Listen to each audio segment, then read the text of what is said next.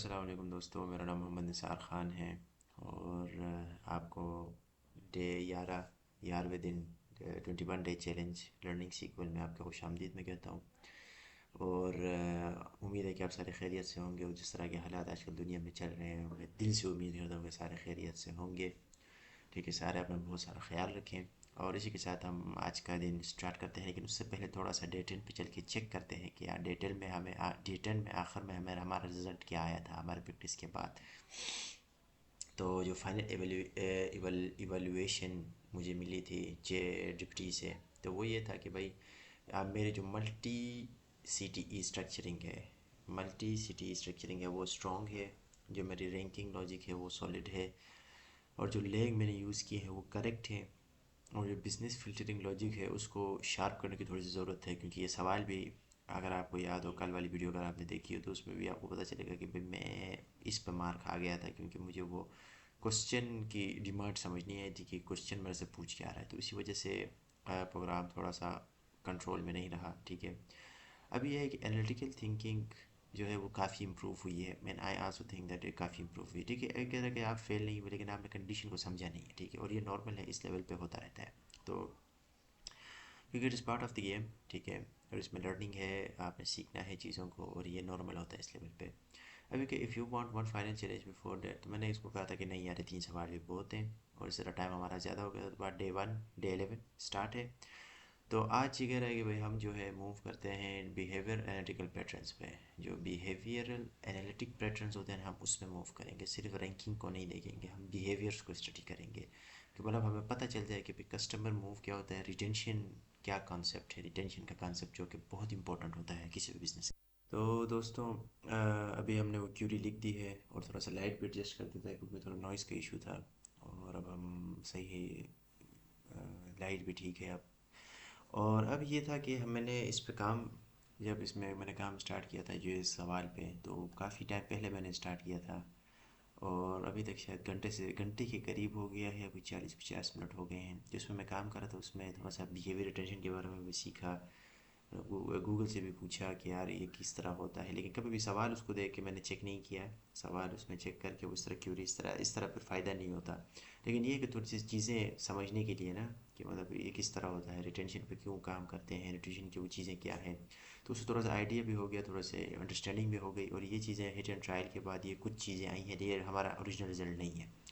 तो सवाल ये था कि भाई पिछले साल कस्टमर ने पिछले साल में कस्टमर ने इस साल में कस्टमर ने जो जो बंदे कस्टमर ने चीज़ें ख़रीदी हैं लेकिन उन्होंने पिछले साल नहीं ख़रीदी होंगी, हमें ऐसे कस्टमर्स का रिज़ल्ट चाहिए। तो ये क्यों ज़रूरत है, हमें पता चले कि भाई कौन से कस्टमर्स दोबारा हमारे पास आए हैं। ठीक है, तो ये बिज़नेस में एक रूटीन क्वेश्चन है। तो उसके लिए उसने मुझे रिक्वायरमेंट दी थी कि भाई आपने customer name, year of purchase और प्रीवियस परचेज़ ईयर को भी वो देखना है, अगर वो एग्जिस्ट करता है तो। ठीक है, तो उसको चीज़ को देखते हुए मैंने क्या किया कि मैंने उसके बाद उसने कहा कि आपने ये करना है कि ओनली रिटर्न्स जहाँ पे कस्टमर ने परचेज़ इस साल का किया है लेकिन इससे इमीडिएटली पिछले साल में उसने परचेज़ नहीं किया था। और उसके बाद उसने हिंट्स भी दिए। तो हिंट्स में एक चीज़ यहाँ पे यूनिक थी कि उसने क्या कहा है कि भाई हमें मुझे डिस्टिंक्ट कस्टमर ईयर कम्बिनेशन देना है। डिस्टिंक्ट कस्टमर ईयर कम्बिनेशन कोई बात नहीं, लेकिन डिस्टिंक्ट जो था वो थोड़ा सा यूनिक था। तो क्योंकि मुझे एक इधर से आइडिया हो गया था कि मुझे क्या क्या करना था, सबसे पहले मेरा था कि करंट ईयर का मैंने फाइंड करना है। तो करंट ईयर के लिए मैंने यहाँ यहाँ पे गया हूँ, यहाँ पे गया और सबसे पहले जो उसकी रिक्वायरमेंट्स थी उस हिसाब से सबसे पहले सेलेक्ट किया। उसके बाद डिस्टिंक्ट मेरा इंट्यूशन, क्योंकि इधर डिस्टिंक्ट लिखा होता तो मैंने कहा डिस्टिंक्ट लगा देता हूँ। ठीक है, अभी यहाँ पे मुझे नहीं पता कि शायद ये सही हो गलत हो। ठीक है, लेकिन ये है कि मुझे, क्योंकि रेड लाइंस नज़र नहीं आ रही, सिंटेक्स का कोई इशू फ़िलहाल तक मुझे जो है वो नज़र नहीं आ रहा। तो इसका मतलब ये है कि ये चीज़ें, ये कुछ हो सकता है। ठीक है, और अब इस इंडेक्स का ये इशू नहीं रहा, तो अब हम इस पे क्या करेंगे कि हमने उधर से कस्टमर की सिलेक्ट किया कस्टमर डायमेंशन से। ठीक है, उसको हमने यूनिक आईडी बोला, फिर कस्टमर का नेम, डायमेंशन कस्टमर से उसका फर्स्ट नेम लिया कस्टमर नेम के तौर पे। और उसके बाद हमने किया कि कैलेंडर ईयर को सिलेक्ट किया। और कैलेंडर ईयर को हमने क्या बोला कि भाई ये ईयर ऑफ परचेज है। ठीक है, अब ये कहाँ से है, फ्रॉम फैक्ट इंटरनेट सेल्स। अब क्योंकि हमने फैक्ट इंटरनेट सेल्स से हमारा मेन डेटा वहाँ से है, ज़्यादा डेटा उधर ही है, तो फिर हमने उनको ज्वाइन भी करना था क्योंकि ये रूटीन है। ये अभी तक अगर आप फॉलो कर रहे हैं तो आपको पता हो गया, ये मेरे दिमाग में भी अब आ गया है, ये इसमें कंफ्यूजन नहीं होता, सिर्फ ये डिस्टिंक्ट होना था थोड़ा सा, मतलब एकदम से ना वो चेंज हो गया था, अदरवाइज़ ये वही है जो हम अभी तक करते आ रहे हैं। तो उसके बाद ये क्योंकि हमने मल्टीपल सिटीज़ पे काम कर रहे हैं, क्योंकि वो एक पैटर्न आ रहा है, तो इसको मल्टीपल सिटीज़ में देखना है और ये सवाल में क्योंकि स्टेप बाय स्टेप इसको सॉल्व करना है, तो फिर ये चीज़ सबसे पहले ईयरली परचेज मैंने इसको सिलेक्ट किया, एज लगाया और ये काम किया और इसको विद के साथ मैंने स्टार्ट कर दिया, ठीक है। ये है करंट ईयर का, ठीक है, अब इस साल का। उसके बाद काम में जाएंगे, आगे जाएंगे, ये है परचेज हिस्ट्री, ठीक है। अब परचेज हिस्ट्री में क्या है, परचेज हिस्ट्री में सबसे पहले है सेलेक्ट आपने करना है, सबसे पहले मैंने फ्रॉम किया, ठीक है, परचेज हिस्ट्री, क्योंकि मुझे करंट ईयर का मिल गया, मुझे प्रीवियस पिछले साल का या जो भी मेरा टारगेट है उसको अचीव करना है। तो उसके लिए सबसे पहले मैंने क्या किया, मैंने ईयरली परचेजेस मतलब पिछले साल, तो हमने ये रिज़ल्ट जो है इसको रन कर लिया है, ठीक है। तो रिज़ल्ट में ये था कि मैंने यहाँ पे सिर्फ वो कस्टमर की लिखा हुआ था, तो उस वजह से मुझे थोड़ा सा एरर दे रहा था। अब सीन ये है कि मैंने ये सारा इसमें रन कर लिया है और अल्हम्दुलिल्लाह ये रिज़ल्ट आ गया है, देखिए ईयर ऑफ परचेज 13 लिखा। चैट जीपीटी में इसको शेयर किया मैंने, ठीक है, जो मेरा ये आइडिया आया था उसको मैंने रन किया था, तो ये रिज़ल्ट आ गए हैं, तो रिज़ल्ट्स तो आ गए हैं, अब ये देखते हैं कि क्या होता है, ठीक है। ये रिज़ल्ट्स थे हमारे, ठीक है। अब ये हमारा रिज़ल्ट है, इसको मैंने रन किया है, हमारे रिज़ल्ट्स आ गए हैं, चैट जीपीटी में हमने इसको शेयर भी किया है, ठीक है। चैट जीपीटी अब इसको चेक करता है, चैट जीपीटी मुझे कहता है कि यार आपने जो डुप्लीकेट्स हटाए डिस्टिंग के ज़रिए वो अच्छा था। मैंने कहा ठीक है, आपने बस सबसे पहले कस्टमर ईयर के जो गेन था, मतलब जो पहला कस्टमर था उसको पहले पहला जो करंट ईयर का था उसको आपने काम किया। मैंने कहा हाँ ठीक है। उसके बाद क्या, joint properly across fact plus dimension, joint across properly across fact और डायमेंशन टेबल में अब उसने बराबर करके जोड़ दिया है, ठीक है। अब purchase history CTE, purchase history CTE में क्या है, वो कहता है कि यार you correctly use the logic, you correctly use leg को आपने सही से यूज़ किया, पार्टीशन बाय कस्टमर को भी यूज़ किया और ऑर्डर बाय ईयर को भी आपने सही से यूज़ किया है, ठीक है। अब this is the right analytical pattern, कह रहा है कि यार ये बेस्ट एनालिटिकल पैटर्न है, ठीक है। क्योंकि लेग ये तो समझ आ गई थी, एक दफ़े करंट करने के बाद ये प्रीवियस जो था ये आसान था, ये पसंद था। अब फिल्टरिंग लॉजिक में उसने कहा कि आपने लिखा है where the previous purchase year is not null, ठीक है, वो नल नहीं है, in the year of purchase is greater than the previous purchase year plus one, ठीक है। this translates to customer brought this year and a gap from the last year purchase greater than one, that correctly identifies reactivated customers after at least one inactive year। अच्छा, तो मैंने आपको कहा था ना वो जो उसने हमें बताया था ग्रेटर देन करके इक्वल ग्रेटर देन वन, तो उसको मैंने इस तरह किया था, उसको प्लस वन करके ना, ताकि हमें पता चल जाए कि भाई जो भी कस्टमर हमारा है वो सिर्फ रीएक्टिवेट हुआ है, ठीक है।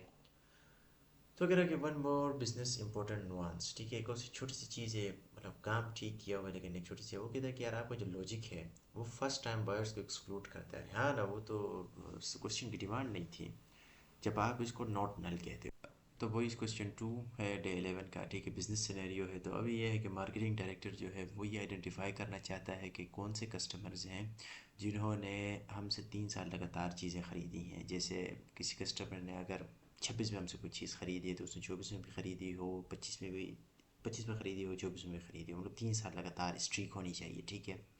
तो हमने वो पता करना है कि कौन 3 साल से लगातार हमसे चीज़ें ख़रीद रहा है। और इसमें यह है कि उसके बाद मुझे कस्टमर की चाहिए, कस्टमर का नाम चाहिए, ठीक है, वो कर देंगे। उसके बाद कहते हैं starting year of 3 year streak. अच्छा, स्टार्टिंग ईयर भी पता लगाना है। अब स्टार्टिंग ईयर का क्या मतलब है, स्टार्टिंग ईयर का मतलब ये है कि हर किसी के लिए डिफरेंट होगा। ये आना इसका मतलब ये है कि मुझे आइडिया दे रहा है इसमें वो कह रहा है कि यार देखो हर कस्टमर का सेम नहीं होगा, क्योंकि फॉर एग्जांपल हमारे पास 2 कस्टमर है ए और बी। ए ने हमारे साथ ज्वाइन किया है 24 से, तो 24 25 26 3 साल उसके हो गए।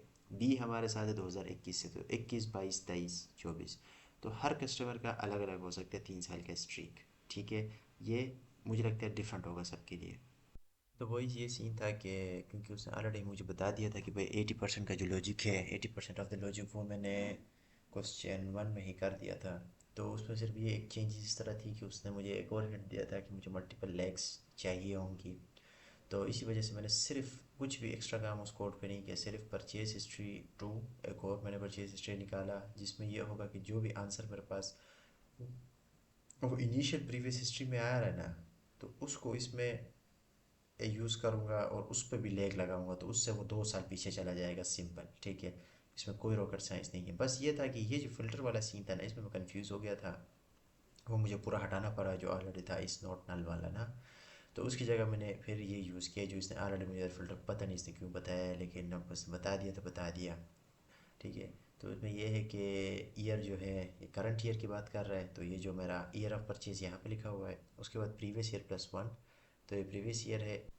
तो दोस्तों अभी चैट जीपीटी के साथ हमने शेयर किया अपना क्यूरी, और चैट जीपीटी ने कहा कि यार अब ये ज़बरदस्त काम है, आप अभी पैटर्न्स पे सोच रहे हो, आप सिर्फ एसक्यूएल नहीं लिख रहे हैं, ठीक है, सिंपल एसक्यूएल नहीं लिख रहे, आप बहुत ही कोई अफलातून बन गए हो, ठीक है। लेकिन वो कहते हैं कि अभी भी इसको हम प्रॉपरली थोड़ा सा तकसीम कर सकते हैं, यहाँ पे आके प्रॉब्लम आती है, ठीक है। तो वो कह रहा है कि भाई यहाँ पे स्ट्रक्चर इवैल्यूएशन पे थोड़ा सा देखते हैं। वो कहता है कि यार आपने सबसे पहला काम तो ठीक किया है, ये ईयरली परचेजेस वाला फर्स्ट लेग भी ठीक है, सेकंड लेग भी ठीक है, ठीक है, आपको ये तीनों मिल गई, ठीक है। अब it is not the most elegant way, कहता है कि बहुत ही बेहतरीन प्रोफेशनल वे नहीं है ये लिखने का, लेकिन आप इसकी जगह ये भी यूज़ कर सकते हो, lag is two year purchase two, ठीक है। मतलब ये है कि सवाल तो ठीक लिखा है, पर थोड़ा सा और इसको खूबसूरत कर सकते थे, तो उसके लिए आपने ये कर सकते थे। बाकी लॉजिकली वो चीज़ें ठीक है, बस लॉजिकली ठीक है तो फिर बाकी ठीक है, इसको इम्प्रूव करना है ना।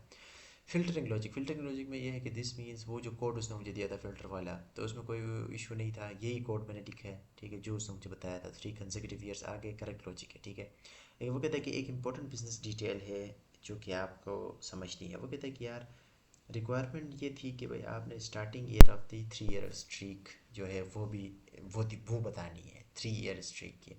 सो your query correctly returns year of purchase, ठीक है, ईयर ऑफ परचेज जो है हर साल के लिए वो आपके साथ शेयर कर रहा है, but that is the 3rd year of streak, लेकिन ये तीसरे साल का है। ओके, ये तीसरे साल का है हमारा, ठीक है। तो अब ये कह रहा है कि भाई हम अगर बिजनेस स्टार्टिंग ईयर चाहता है तो फिर आपको क्या करना चाहिए, जो प्रीवियस टू ईयर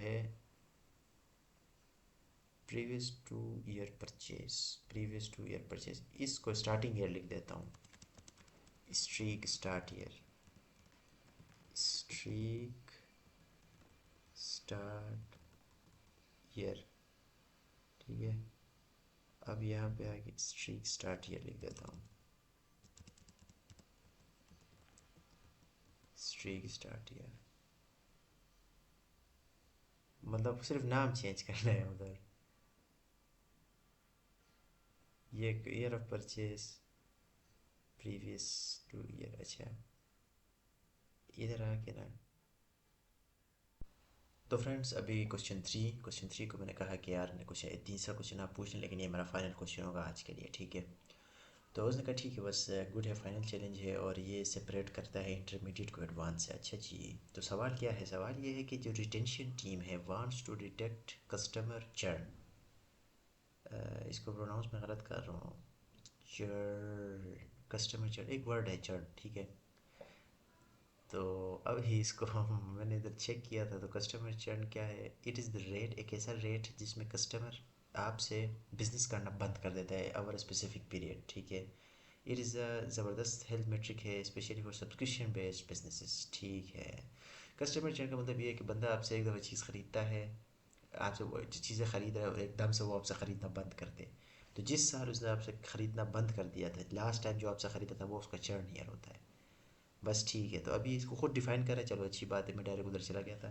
तो ये खुद बता रहा है कि यार कस्टमर को हम कंसिडर करते हैं चर्न ईयर एक्स में, एक सर्टेन ईयर में हम उसको समझते हैं कि ये चर्न हो गया है अगर उसने उस साल परचेज़ किया, ठीक है। इस साल फॉर एग्ज़ाम्पल अब इसकी मिसाल क्या है, और but did not make a purchase in the year x+1, ठीक है। फॉर एग्ज़ाम्पल कस्टमर को हम चर्न समझते हैं, चर्न का क्या मतलब है कि उसने 25 में हमसे परचेज़ किया है, ठीक है, लेकिन 26 में उसने हमसे नहीं ख़रीदा। तो ये ज़रूरी होता है पता करने के लिए ये क्या मसला हो गया है, ठीक है। Important, you are not checking gaps और multiple years, you are checking immediate drop offs, ठीक है। आप कोई गैप शेप इसमें फाइंड नहीं कर रहे मल्टीपल ईयर्स के XYZ, ठीक है। आप इमीडिएट ड्रॉप ऑफ्स पे काम कर रहे हो, ठीक है। इमीडिएट ड्रॉप ऑफ का मतलब ये है कि बस जल्दी जल्दी काम हो जाए। और तो वो इसमें कुछ ख़ास एक्स्ट्रा कुछ करने की ज़रूरत नहीं पड़ी, क्योंकि इसने बता दिया था कि 90% जो लॉजिक है वो आपने कैरी किया हुआ है, तो बस आपने थोड़ी सी चेंजेस करनी है, बस लेग की जगह लीड लगा दिया, और जो प्रीवियस हिस्ट्री था उसकी चर्न एनालिसिस कर दिया, और यहाँ पे हमारे पास नेक्स्ट ईयर इस पर यूज़ कर लिया, ठीक है। और बाकी वही है, बस ये एक पता नहीं फ़िल्टर का लॉजिक मुझे क्यों बता रहा है, ये शायद इसको लग रहा है कि इसको ज़रूरत है, तो फिर इसकी तरह इसको यूज़ किया है मैंने, फिर भी मैंने कहा बस अब आपने बता ही दिया है तो सरकार यूज़ ही कर लेते हैं, तो यूज़ किया है। तो अब हमारे पास ये आ गया है, ठीक है, वेयर नेक्स्ट ईयर इज़ नल और नेक्स्ट ईयर इज़ ग्रेटर। तो वही सीन ये है कि मैंने इधर शेयर किया इसके साथ जर्नल एनालिसिस को, तो उसने सारा कुछ देख के उसने कहा डिस्टिंक्ट, ये काम आपने ठीक किया डिस्टिंक्ट वाला, तो उससे ये होगा डुप्लीकेशन का रिस्क ख़त्म हो गया, तो बस ठीक है। अब वो कहते हैं मैंडेटरी लॉजिक है चर्न के लिए, मैंने कहा ठीक है। उसके बाद लीड आपने यूज़ किया वो भी ठीक है। उसके बाद उसने कहा फ़िल्टरिंग लॉजिक भी आपका ठीक है, तो फ़िल्टरिंग लॉजिक असल में कहता क्या है, वो कहता है कि भाई no next purchase at all, ठीक है, no next purchase at all. ये सारा मैंने कर दिया था, इसमें छोटी मोटी चेंजेस ही करनी थी, और 90% क्योंकि ऑलरेडी वो वही था जो पुराना हमारा क्यूरी था, तो उसमें थोड़े छोटे मोटे चेंजेस किए थे, तो अभी उसको ही हम रिव्यू कर रहे हैं। तो उसमें ये कि अब इस ट्रांसलेट में उसने कहा कि भाई no next purchase at all, ठीक है, नेक्स्ट ईयर नल है क्योंकि किसी ने परचेज ही नहीं किया, और या ये है कि नेक्स्ट ईयर की परचेज स्किप हो गया एटलीस्ट 1 ईयर, ठीक है। नेक्स्ट ईयर परचेज में फ़र्क है, जैसे अब यहाँ पे 14 के बाद नल आ रहा है तो उसका मतलब उसने कुछ ख़रीदा नहीं है अकॉर्डिंग टू दिस, ठीक है। लेकिन अब यहाँ पे देखिए 2010 से 2013 मतलब इसके बीच में 2 साल का गैप आ रहा है, तो ये भी हो सकता है, ठीक है।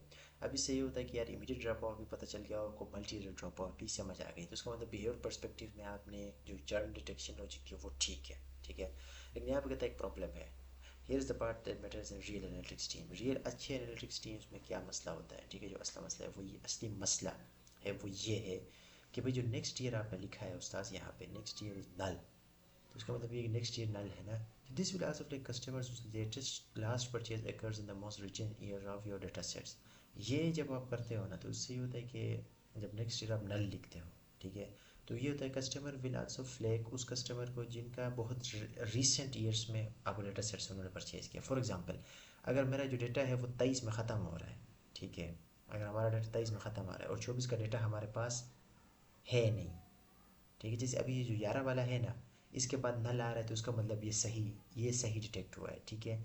अब यहाँ पे अगर हम ऊपर जाएंगे 2014 हमारे पास आएगा 2014, ठीक है, तो 2014 के बाद अगर हम देखें 2014 में वो कोई 2014 के बाद सारों पे नल आ रहा है, तो उसका मतलब ये है कि आया यही वाला है। देखें अगर डेटा सेट 23 में ख़त्म हो गया तो कस्टमर ने परचेज ही 23 में आपसे किया है, तो नेक्स्ट ईयर में भी नल होगा, क्यों, क्योंकि 2024 का डेटा तो है ही नहीं, तो इसको बोलते हैं राइट सेंसरिंग, ठीक है। तो अब इसमें आपने इसका ध्यान रखना होता है क्योंकि ये जो ईयर ऑफ परचेज है ना, अभी फॉर एग्जाम्पल 14 फॉर एग्जाम्पल हमारे पास 2014 की डेट है, 15 का डेटा है ही नहीं, तो इसका मतलब सारों का नल हो गया, ठीक है। तो अब वो कहता है कि